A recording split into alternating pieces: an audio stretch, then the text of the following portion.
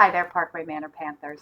This is Mrs. Mandry, your reading specialist, and I have something different to share with you today. Rather than reading you a whole story, I am going to be reading some poems from this book called A Light in the Attic, and it's a collection of poems written by a pretty famous poet called Shel Silverstein.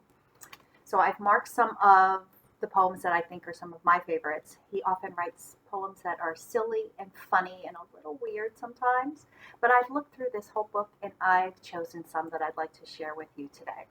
So the first poem is called How Many, How Much? How many slams in an old screen door? Depends how loud you shut it. How many slices in a bread? Depends how thin you cut it. How much good inside a day? Depends how good you live 'em. How much love inside a friend? Depends how much you give 'em. So good thought about friendship. My next poem, or his next poem, is called How Not to Have to Dry the Dishes. Some of you might be getting some extra chores. This might be a way to think about getting out of some of them. If you have to dry the dishes, such an awful, boring chore. If you have to dry the dishes instead of going to the store. If you have to dry the dishes and you drop one on the floor, maybe they won't let you dry the dishes anymore.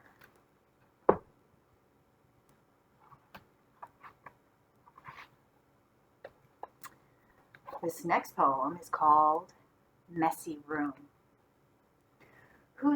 Whosever room this is should be ashamed.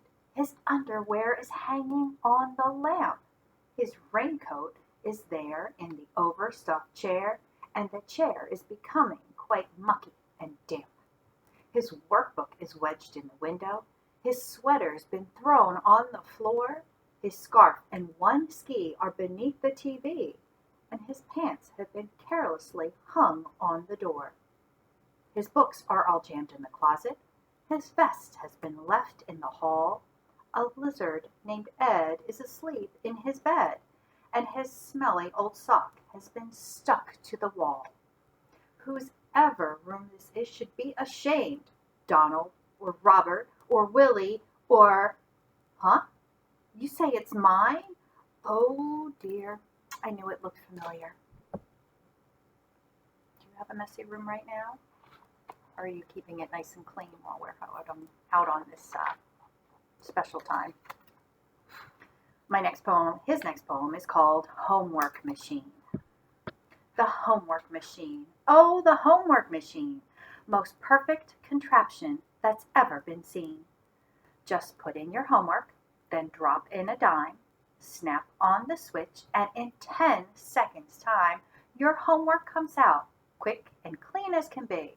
Here it is. 9 plus 4, and the answer is 3. 3? Oh, me. I guess it's not as perfect as I thought it would be. And there's actually a picture in this book of what Shel Silverstein thinks the homework machine could look like. Another poem that I like is called Tired. I've been working so hard you just wouldn't believe, and I'm tired. There's so little time and so much to achieve, and I'm tired. I've been lying here holding the grass in its place, pressing a leaf with the side of my face, tasting the apples to see if they're sweet, counting the toes on a centipede's feet.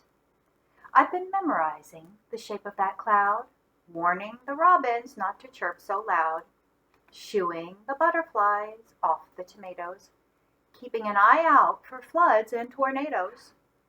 I've been supervising the work of the ants and thinking of pruning the cantaloupe plants, timing the sun to see what time it sets, calling the fish to swim into my nets. I've taken 12,041 breaths, and I'm tired. That seems like lots of good kinds of work to do. Maybe you're doing that same kind of work right now.